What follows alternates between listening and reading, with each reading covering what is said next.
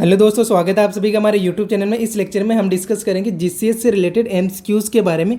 Complex enclave pattern हम cover करेंगे with regional है कि राइट आंसर है तो क्यों है, और अदर ऑप्शन जो राइट नहीं बन रहे तो नहीं बनने के पीछे क्या रीज़न है, ऑल ओवर हम डिटेल से डिस्कस करेंगे। बने रहिए वीडियो के एंड तक। स्टार्ट करते हैं आज का लेक्चर। पहला क्वेश्चन हमारे सामने है, the 3 elements of Glasgow coma scale have a number of steps which of these are correct combination. सबसे पहले क्वेश्चन समझना है, उसके बाद हमें ऑप्शन की तरफ बढ़ना है। क्या पूछ रहा है कि द 3 एलिमेंट्स है ना, जो ग्लासगो कोमा स्केल के 3 एलिमेंट्स होते हैं उनकी एक नंबर ऑफ स्टेप्स होती है, मतलब ईच एलिमेंट्स को पर्टिकुलर नंबर दिया जाता है। तो कौन सा करेक्ट कॉम्बिनेशन है ना, मतलब एलिमेंट्स के अकॉर्डिंग कौन सा स्कोरिंग यहाँ पे करेक्ट है। तो जैसे कि हम 3 एलिमेंट्स देते हैं, आई, देन सेकंड हमारा वर्बल और थर्ड वन होता है हमारा मोटर। 3 एलिमेंट्स हम यूज करते हैं और इनका टोटल स्कोरिंग एरिया बनता है 15।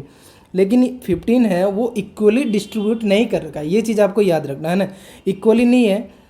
आई को हम देते हैं 4 according to Glasgow coma scale, और वर्बल को दिया जाता है 5 और मोटर रेस्पॉन्स को दिया जाता है 6। तो 4 + 5 9, 9 + 6 टोटल कितना बनता है हमारा 15। तो इस प्रकार से जो नंबर्स होते हैं वो ईच एलिमेंट्स को दिया जाता है। तो आई को कितना दिया जाता है 4, वर्बल को दिया जाता है 5 और मोटर को दिया जाता है 6। तो ये इनका करेक्ट एग्जैक्टली सीक्वेंस होता है ना। एग्जाम में कंफ्यूज करने के लिए बहुत सारे ऑप्शंस बना दिए जाते हैं, तो ये चीज़ आपको याद रखना। तो यहाँ पे हमारा राइट आंसर क्या बनेगा, ऑप्शन नंबर डी में मेंशन कर रखा E4, V5 और M6 है ना। ये करेक्ट सीक्वेंस है, साथ ही करेक्ट नंबर्स ऑफ स्टेप यहाँ पे दे रखा है कि आई को 4 देते हैं, वर्बल को 5 देते हैं और मोटर को 6 देते हैं। तो ये हमारा राइट आंसर बनेगा। बाकी अदर ऑप्शन में देखे तो यहाँ पे आई को 6 लिखा हुआ, जो कि नहीं होगा, है ना। तो ये हमारा गलत हो गया। ऑप्शन नंबर बी में है कि वर्बल को 6 दिया जाता है जबकि वर्बल को 5 दिया जाता है, तो ये गलत हो गया। अगर नेक्स्ट भी हम देखना जाए तो आई को यहाँ पे 4 दिया जाता है, यहाँ पे 5 लिखा होता है, ये गलत हो गया। मोटर को 6 दिया जाता है, यहाँ पे 4 लिखा होता है, ये कंप्लीट गलत हो गया था ना, हमारा ये ऑप्शन बाहर हो गया, रॉन्ग हो गया। ऑप्शन नंबर सी है कि आई को 5 तो आई को हम 4 देते हैं, वर्बल को 5 ये सही लिखा हुआ, एंड मोटर को कितना दिया जाता है 6, यहाँ पे 5 लिखा था, ये भी गलत हो गया। तो कंप्लीट हमारा ऑप्शन रॉन्ग हो गया, तो ये एलिमिनेट हो गया। तो यहाँ पे हमारा राइट आंसर क्या बनता है, option number D, E4, V5, M6। ये सीक्वेंस आपको एग्जैक्टली याद रखना। मैक्सिमम स्कोर आपको याद रखना, मिनिमम स्कोर भी आपको याद रखना। मिनिमम स्कोर इसका 3 होता है। जीसीएस से रिलेटेड कंप्लीट हमने एक लेसन बनाया है, वो आप हमारे यूट्यूब चैनल पे जाके देख सकते हैं। बाकी नेक्स्ट क्वेश्चन की तरफ हम बढ़ते हैं। सेकंड क्वेश्चन हमारे सामने है, the Glasgow coma scale assesses what areas of response to stimuli, select all that apply except, है ना। क्वेश्चन क्या पूछ रहा है कि जीसीएस असेस करता है हमारी बॉडी के डिफरेंट एरियाज़ के रेस्पॉन्सेस, है ना, मतलब अलग अलग बॉडी पार्ट के रेस्पॉन्स चेक किया जाता है। जैसे कि हमने ऑलरेडी देख लिया, आई रेस्पॉन्स देखा जाता है, वर्बल रेस्पॉन्स देखा जाता है, and third one motor response देखा जाता है। तो कौन कौन से है वो हमें सेलेक्ट करना, एक्सेप्ट वाला क्वेश्चन है, मतलब एक के अलावा।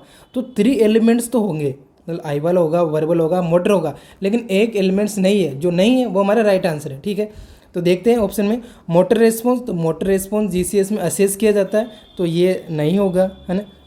ऑप्शन नंबर बी है वर्बल रेस्पॉन्स, तो वर्बल रेस्पॉन्स भी चेक किया जाता है, तो वर्बल रेस्पॉन्स भी हमारा राइट आंसर नहीं बनेगा। ऑप्शन नंबर डी है आई ओपनिंग रेस्पॉन्स, तो ये भी देखा जाता है ना, आई वाला रेस्पॉन्स भी असेस किया जाता है जीसीएस में, तो ये भी नहीं होगा।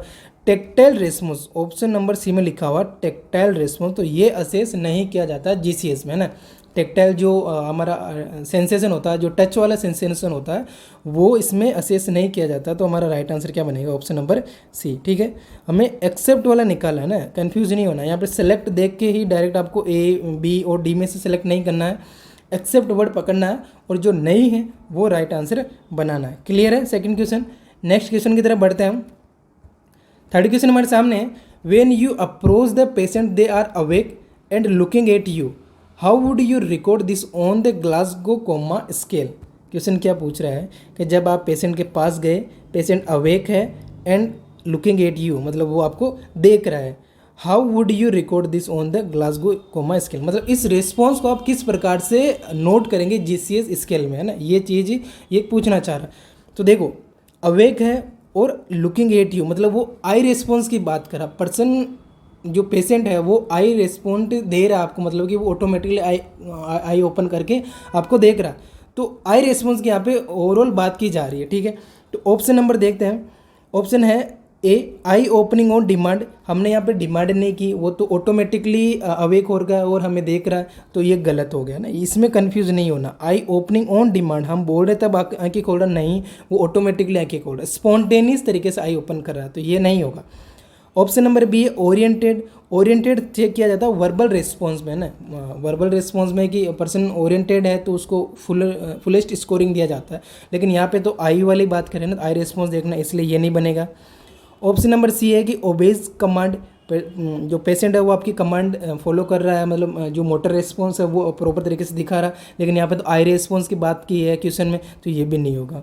ऑप्शन नंबर डी में लिखा स्पॉन्टेनियस आई ओपनिंग, बिल्कुल जी, है ना, स्पॉन्टेनियस तरीके से वो आई ओपन कर रहा है पेशेंट, है ना, हमें कोई बोलने की जरूरत नहीं, ऑटोमेटिकली वो लुकिंग एट यू, मतलब आपको देख रहा है, दैट मीन्स कि स्पॉन्टेनियस आई ओपनिंग है, तो ऑप्शन नंबर डी हमारा राइट बनेगा। क्लियर है, इसी पैटर्न के क्वेश्चन एग्जाम में देखे गए हैं और इन फ्यूचर भी देखे जाएंगे ना, तो ये सब चीज़ें भी आपको रखना। तो जीसीएस से रिलेटेड जितने भी पैटर्न के क्विजेज बनते हैं वो हम कवर करेंगे पूरे। क्वेश्चन नंबर सामने, in a day care unit as you approach the patient and you observe that the patient eyes are extremely swollen, they are unable to open them, the patient talking sense is good and move their arm according to command, calculate the GCS score। Question क्या पूछ रहा है कि ना day care unit में जैसे ही आप patient के पास पहुंचते हैं और आपने ऑब्जर्व किया है कि पेशेंट की जो आइज़ है वो एक्सट्रीमली स्वोलन है, मतलब आई स्वेलिंग हो रखी है और आई को वो ओपन नहीं कर पा रहा, अनेबल टू ओपन है।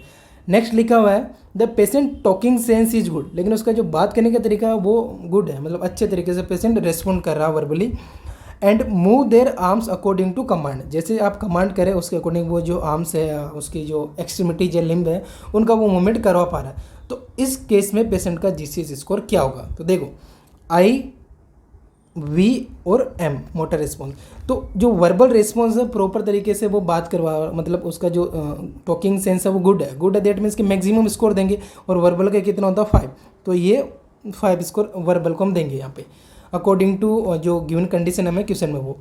नेक्स्ट है मोटर, तो हमारी कमांड के अकॉर्डिंग वो जो कमांड है वो फॉलो कर रहा है, मतलब ओबे कमांड कर रहा है पेशेंट, तो ओबे कमांड कर रहा है तो उसको मैक्सिमम स्कोर देंगे कि उसका मोटर रिस्पॉन्स प्रॉपर तरीके से काम कर रहा है, और मैक्सिमम रिस्पॉन्स कितना होता है 6, तो 6 हम नंबर यहाँ पे देंगे। नेक्स्ट है आई, लेकिन आई में तो हमें पता नहीं चल पा रहा है कि पेशेंट ऑटोमेटिक ओपन कर रहा है, पेन पे कर रहा है, या स्पॉन्टेनियस कर रहा है ना, या कर ही नहीं पा रहा, वो कंडीशन में पता नहीं चल रही क्योंकि पेशेंट की आई सोलिंग है। तो इस केस में हम आई वाले रिस्पॉन्स को कैसे रिप्रेजेंट करेंगे ये हमें बताना, ठीक है।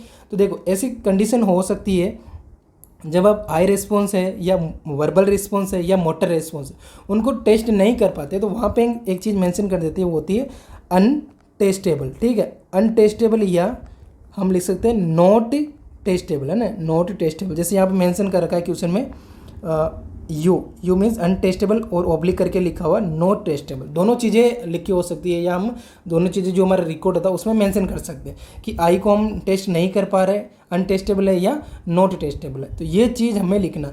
अब यहाँ पे क्वेश्चन में आई का लिखा हुआ, अगर वर्बल रिस्पॉन्स को आप नोट नहीं कर पा रहे तो वहाँ भी वी के सामने आप यू या एंटी लिख सकते हैं।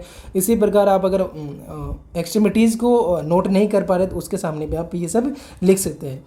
तो यहाँ पे हमारा राइट आंसर क्या रहेगा देखते हैं। तो ऑप्शन नंबर ए में लिखा E four V U N T and M6। देखो तो आई तो हम नोट कर ही नहीं पा रहे और वर्बल रिस्पॉन्स नोट कर रहे हैं, तो यहाँ पर अनटेस्टेबल नोट टेस्टेबल लिखा जो कि गलत बात है, और मोटर रिस्पॉन्स 6 कर रहे हैं, तो ये सही है, लेकिन दो चीज़ें गलत है, तो ये हमारा ऑप्शन क्या हो गया गलत।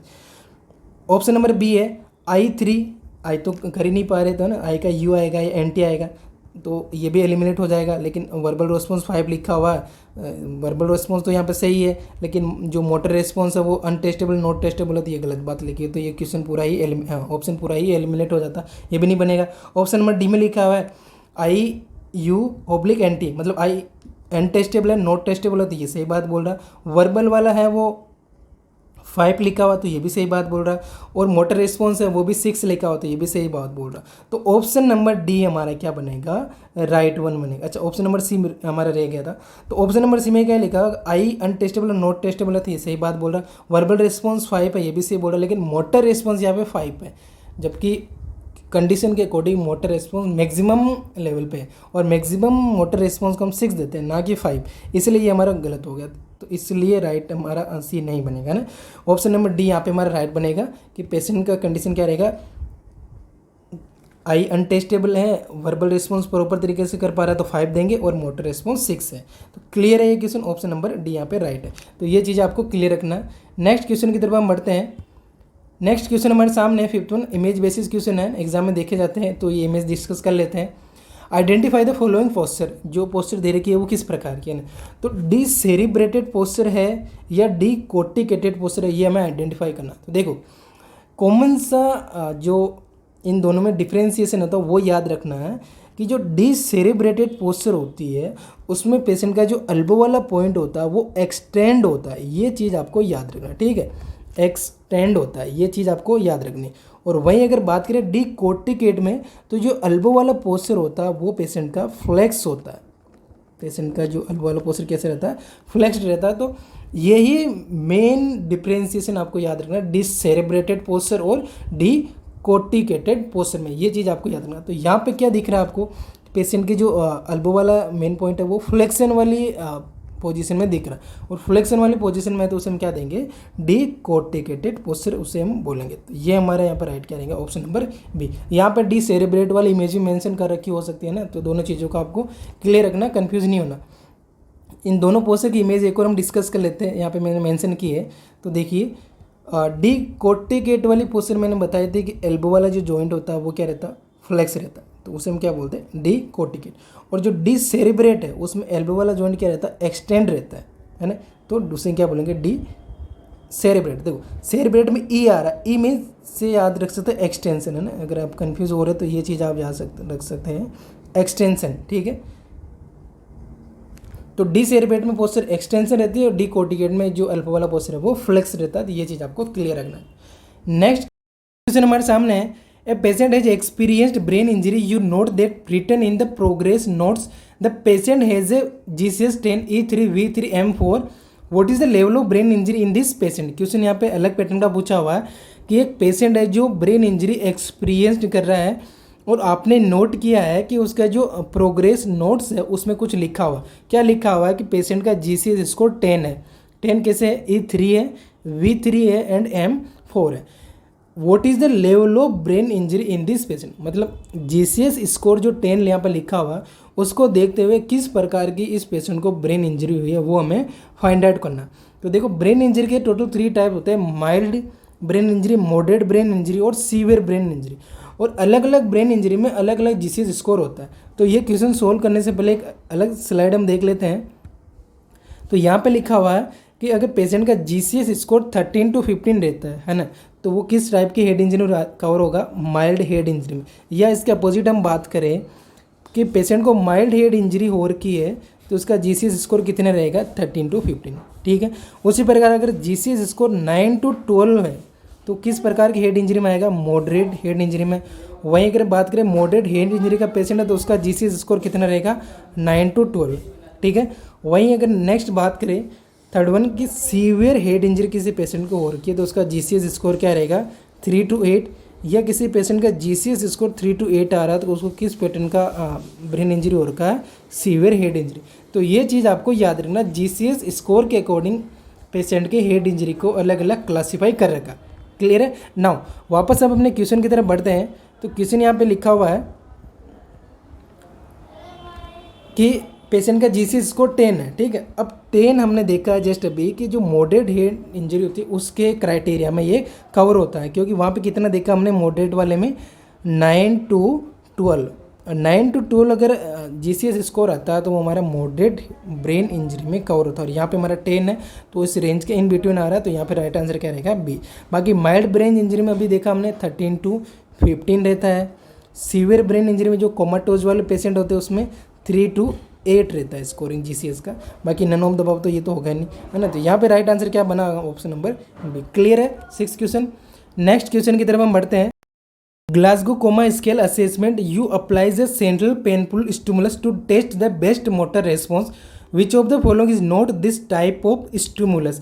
क्वेश्चन यहाँ पे अलग से पूछा हुआ है कि एक पेशेंट है जिसका आप GCS असेसमेंट कर रहे हैं और GCS असेसमेंट करते हुए आप अप्लाई कर रहे हैं central painful stimuli to test the best motor response, है ना। मतलब मोटर रेस्पॉन्स असेस करने के लिए आप सेंट्रल पेनफुल स्टिमुलस अप्लाई कर रहे हैं। तो जो ऑप्शंस है उसमें से कौन सा सेंट्रल पेनफुल स्टिमुलस नहीं है, मतलब एक्सेप्ट टाइप का क्वेश्चन है ना। एक्सेप्ट लिखा होता है, यहाँ पे नोट लिखा हुआ, तो note this type of stimulus, मतलब सेंट्रल पेनफुल स्टिमुलस नहीं है, वो हमें फाइंड आउट करना। दैट मीन्स क्या कि 3 ऑप्शंस तो सेंट्रल पेनफुल स्टिमुलस मेंशन करेगा और एक है वो नहीं है, जो नहीं है वो हमारा आंसर रहेगा, वो हमें फाइंड आउट करना। तो ऑप्शन में क्या क्या मेंशन कर रखा है, option number A trapezius squeezing, जो ट्रेपीजियस मसल्स होती है उसको स्क्वीज करते हैं तो वो सेंटर में प्रेजेंट होती है और वो एक सेंट्रल पेनफुल स्टिमुलस का ही प्रकार होता। तो ये हमारा राइट आंसर नहीं बनेगा क्योंकि ये तो सेंट्रल पेनफुल स्टिमुलस है ना, नहीं है, वो हमें फाइंड आउट करना है। ऑप्शन नंबर सी है सुप्रा ऑर्बिटल प्रेशर, जो सुप्रा ऑर्बिटल एरिया होता है हमारा, वहाँ पे प्रेशर अप्लाई किया जाए तो वो भी सेंट्रल पेनफुल स्टिमुलस का ही एक प्रकार होता है, तो ये भी हमारा राइट आंसर नहीं रहेगा। ऑप्शन नंबर डी है फोरहेड प्रेशर, जो फोरहेड पे प्रेशर अप्लाई किया जाता है तो वो भी एक सेंट्रल पेनफुल स्टिमुलस ही है, तो ये भी हमारा राइट आंसर नहीं है। ऑप्शन नंबर बी है फिंगर नेल बेड प्रेशर, जो फिंगर टिप्स होती है उसके नेल्स होते हैं हमारे फिंगर के, वहाँ पे प्रेशर अप्लाई किया जाता है, वो पेरीफेरल पेनफुल स्टिमुलस होता है ना, पेरिफेरल एरिया का रिस्पॉन्स चेक करने के लिए अप्लाई किया जाता है, ना कि सेंट्रल एरिया का रिस्पॉन्स चेक करने के लिए। तो ये हमारा सेंट्रल पेनफुल स्टिमुलस नहीं है, नहीं है, इसलिए ये हमारा राइट आंसर है, क्योंकि क्वेश्चन में क्या पूछा, note this type of stimulus, ठीक है। तो option number B is right one. Clear है हमारा 7th क्वेश्चन। नेक्स्ट क्वेश्चन की तरफ बढ़ते हैं। 8th क्वेश्चन हमारे सामने है, when assessing a patient's Glasgow coma scale at the patient's bedside, the patient is looking around, tells you that what is the name of this restaurant, and they are open their mouth and stick out their tongue, calculate the GCS score। Question में एक condition mention कर रखी है और हमें GCS calculate करना है। तो क्वेश्चन में क्या क्या मेंशन कर रखा है, आप असेस कर रहे हैं पेशेंट को GCS बेड साइड में, है ना, और आपने क्या नोट किया है कि जो पेशेंट है वो लुकिंग अराउंड, मतलब चारों तरफ देख रहा है और देखते हुए वो बोल रहा है कि what is the name of this restaurant, ठीक है, मतलब वो देख रहा, दैट मीन्स कि आई रिस्पॉन्स अच्छे से प्रेजेंट है, ऑटोमेटिक आई रिस्पॉन्स वो कर पा रहा है ना, मतलब लुकिंग है, that means I response present है, और देखता हुआ बता रहा है कि ये कौन सा रेस्टोरेंट है, मतलब रेस्टोरेंट का नाम पूछ रहा है, जबकि वो तो हॉस्पिटल में है ना एडमिट है, यहाँ पे वो रेस्टोरेंट के लिए पूछ रहा है, दैट मीन्स कि वो कंफ्यूज्ड है, ओरिएंटेड नहीं है, तो उसका जो वर्बल रिस्पॉन्स है वो ठीक नहीं है ना, वो कंफ्यूज्ड है। तो कंफ्यूज्ड वाले को कौन सी कैटेगरी में रखते हैं वो भी देखते हैं। और नेक्स्ट यहाँ पे लिखा हुआ है they are open their mouth and stick out their tongue calculate the GCS को, और वो अपने माउथ को ओपन कर रहा है और जो टंग है उसको बाहर की तरफ निकाल रहा, मतलब टंग का मूवमेंट कर रहा, तो डेट मीन्स मोटर रिस्पॉन्स वहाँ पे अच्छे से प्रेजेंट है। तो अब इसका GCS स्कोर क्या रहेगा, तो 1 बाय 1 देखते। देखो आई रिस्पॉन्स क्या है यहाँ पे कि वो अच्छे से देख रहा, दैट मीन्स कि फुल स्कोर है, और मैक्सिमम कितना देता है हमें 4। क्लियर है। नेक्स्ट है वर्बल, तो वर्बल रिस्पॉन्स यहाँ पे प्रेजेंट है बट कंप्लीट नहीं है, वो ओरिएंटेड नहीं, हॉस्पिटल को वो रेस्टोरेंट बोल रहा है तो ओरिएंटेड नहीं, कंफ्यूज्ड है, और कंफ्यूज्ड है तो उसको कितना स्कोर देते हैं वर्बल रिस्पॉन्स के अकॉर्डिंग 4। क्लियर है, मैक्सिमम 5 देता है, यहाँ पे कंफ्यूज्ड है तो इसको हम 4 देंगे। और वो माउथ ओपन कर रहा है और टंग को बाहर निकाल, दैट मीन्स कि उसमें जो मोटर रिस्पॉन्स है वो प्रॉपर तरीके से प्रेजेंट है, इसलिए वो मोटर मूवमेंट कर रहा है ना। तो मोटर रिस्पॉन्स वहाँ पे प्रेजेंट है, तो ऑप्शन नंबर जो मोटर रिस्पॉन्स है उसको हम कितना देंगे 6। तो ये हमारा GCS यहाँ पे बन गया। नाउ अब इसको हम कैलकुलेट करते हैं, तो टोटल कितना बना है हमारा 4 + 4 8, 8 + 6 हमारा बन गया 14, ठीक है, 14 स्कोर बना। तो यहाँ 14 एक में ही लिखा हुआ, ऑप्शन नंबर हमारा जो 1 है उसी में लिखा हुआ, तो हम डायरेक्टली ऐसे भी कर सकते हैं, बाकी एक बार रेशनल भी देख लेते हैं कि कौन सा क्यों नहीं है। तो राइट आंसर तो आपके सामने आ गया, ऑप्शन नंबर ए कि आई का रिस्पॉन्स को हम 4 देंगे मैक्सिमम, वर्बल को 4 देंगे क्योंकि वो ओरिएंटेड नहीं है, और मोटर रिस्पॉन्स मैक्सिमम लेवल पे है तो 6 देंगे। GCS 11 नहीं होगा, है ना, क्योंकि आई 4 है और वर्बल यहाँ पे 4 होगा, मोटर भी 6 होगा, तो यहाँ पे तो 5 लिखा होता है, ये नहीं होगा, ऑप्शन नंबर बी नहीं होगा। GCS 15 ही है क्योंकि वर्बल है वो ओरिएंटेड नहीं है ना, कंफ्यूज्ड है तो मैक्सिमम स्कोर नहीं देंगे, इसलिए ऑप्शन नंबर सी नहीं बना हमारा। ऑप्शन नंबर डी है कि GCS 13 आई को हम प्रॉपर लिखा हुआ लेकिन वर्बल 3, मतलब इतना भी वो डिसोरिएंटेड नहीं है ना, 3 नहीं है, मतलब वो कंफ्यूज्ड है, बोल पा रहा है लेकिन प्रॉपर तरीके से समझ नहीं पा रहा है कि वो एग्जैक्टली कहाँ पर है, तो ये वर्बल में वो 4 पे आएगा, 3 पे नहीं आएगा, और मोटर 6% है उसमें, ठीक है, तो ये भी हमारा नहीं बनेगा। तो ऑप्शन नंबर ए हमारा यहाँ पे एग्जैक्टली राइट रहेगा कि उसका GCS स्कोर टोटल कितना 14 है। नाइन्थ क्वेश्चन हमारे सामने है, what is the patient score when patients eyes are close but they open on your command, you can not assess best verbal response because the patient is intubated and maintain decorticate posture as motor response. एक condition दे रखी है, condition को assess करते हुए हमें GCS count करना, और कंडीशन क्या है कि पेशेंट्स की जो आईज है वो क्लोज्ड है बट ओपन कर रहा है वो आपके कमांड पे, है ना। ये तो हमारा आई रिस्पॉन्स हो गया कि पेशेंट स्पॉन्टेनियस ओपन नहीं कर रहा है, आपके कमांड पे ओपन कर रहा है, तो उसे हम कितना देंगे E3, है ना। मैक्सिमम E4 देते हैं जब स्पॉन्टेनियस ओपन करता है, यहाँ पे कमांड पे कर रहा है इसलिए E3। नेक्स्ट है, you can not assess best verbal response because patient is intubated, मतलब इंटूबेटेड है इसलिए हम वर्बल रिस्पॉन्स के असेस नहीं कर पा रहे, तो इस कंडीशन में हम क्या लिखते हैं VT, है ना, मतलब वो पेशेंट ट्यूब पर है, टी मतलब ट्यूब, इंटूबेटेड है तो VT यहाँ पे लिखेंगे, कोई स्कोरिंग काउंट यहाँ पे नहीं लिखेंगे। नेक्स्ट थर्ड रिस्पॉन्स हमारा मोटर रिस्पॉन्स कि पेशेंट डी कोर्टिकेट पोस्चर मेंटेन करा, मतलब डी कोर्टिकेट पोस्चर में वो पेशेंट है अभी, ठीक है, तो उसको कितना स्कोर देते हैं हम M3, ठीक है।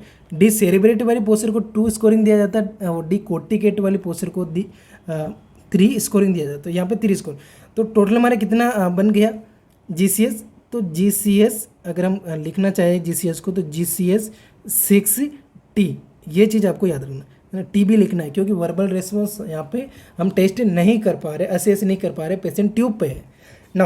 अच्छा, यहाँ पे टी लिखा होता है, समटाइम आप अगर ऑप्शन में अनटेस्टेबल या नॉट टेस्टेबल लिखा हुआ मिले टी की रिप्लेस में तो वो भी राइट है ना, क्योंकि कंडीशन में असेस नहीं कर पा रहे दैट मीन अनटेस्टेबल है, तो कंफ्यूज नहीं होना, दोनों चीज़ें एक साथ कभी नहीं मिलेगी आपको, लेकिन अनटेस्टेबल है तो वो भी यहाँ पे राइट होगा।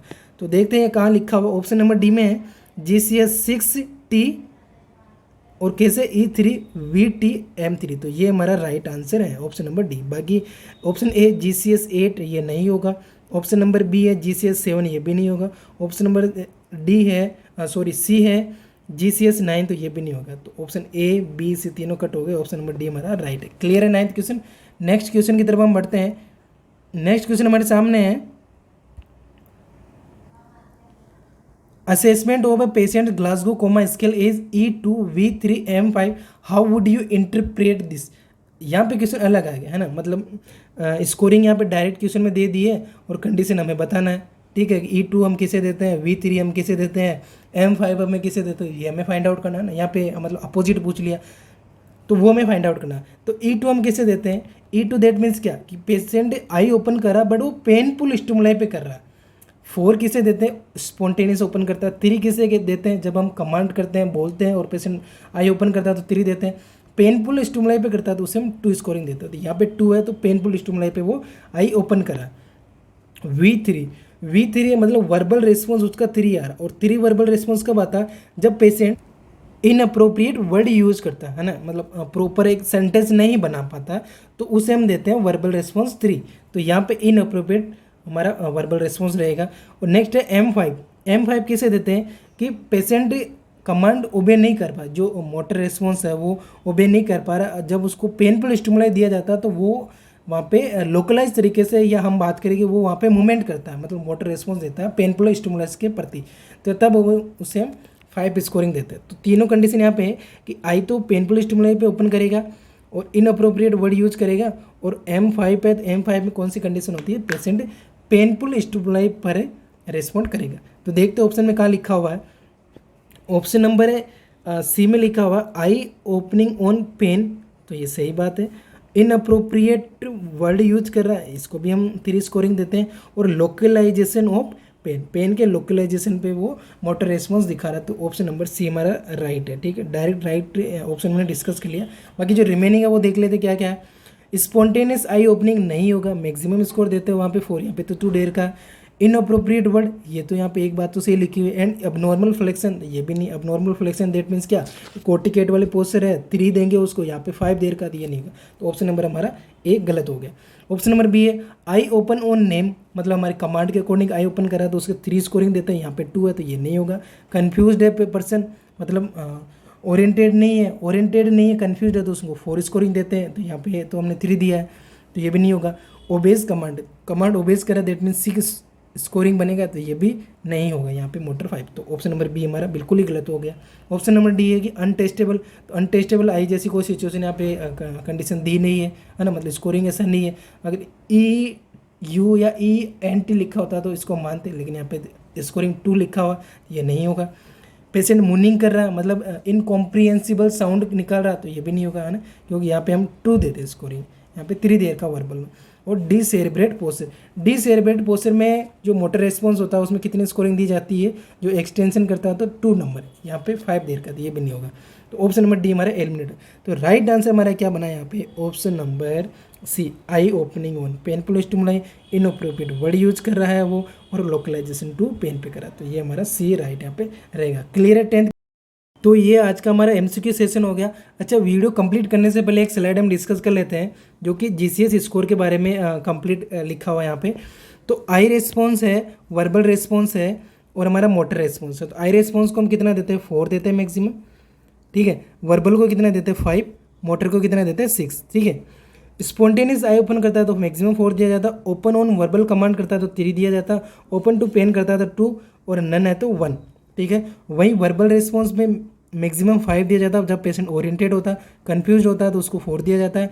इनअप्रोप्रिएट वर्ड यूज करता है, प्रॉपर सेंटेंस नहीं बना पाता तो 3 दिया जाता है। और इनकॉम्प्रिहेंसिबल या मूनिंग प्रकार की साउंड निकालता है तो उसको 2 नंबर या 2 स्कोरिंग दिया जाता है एज ए वर्बल रिस्पॉन्स, और नन में 1 रिस्पॉन्स दिया जाता है। मोटर रिस्पॉन्स की बात करें तो ओबेज कमांड करता है तो मैक्सिमम 6 स्कोरिंग दिया जाता है। पर्पजफुल मूवमेंट करता है, पेनफुल स्टिमुलाई के प्रति तो 5 स्कोरिंग दिया जाता है। विड्रोवल फ्रॉम पेन, है ना, पेन से विड्रॉ करता है, अपने आप को बचाता है तो 4 स्कोरिंग दिया जाता है। फ्लेक्शन या डिकोर्टिकेट पोस्चर बनाता है तो 3 स्कोरिंग। एक्सटेंशन या डिसेरेब्रेट पोस्चर बनाता है तो 2 स्कोरिंग, और नन है तो 1 स्कोरिंग। तो मैक्सिमम स्कोर 15 होता है और मिनिमम स्कोर हमारा 3 होता है ना। 1 + 1 और 1 तीनों को ऐड करें तो 3 बनेगा, 4, 5, 6 को ऐड करें तो 15 बनेगा। तो ये हमारा कंप्लीट जीसीएस का एक चार्ट हो गया, ठीक है। तो ये हमारा आज का कंप्लीट लेक्चर हो गया। इसमें आपको किसी प्रकार का डाउट है तो आप हमें कमेंट करके बता सकते हैं। बाकी बने रहिए हमारे यूट्यूब चैनल में। Thank you so much.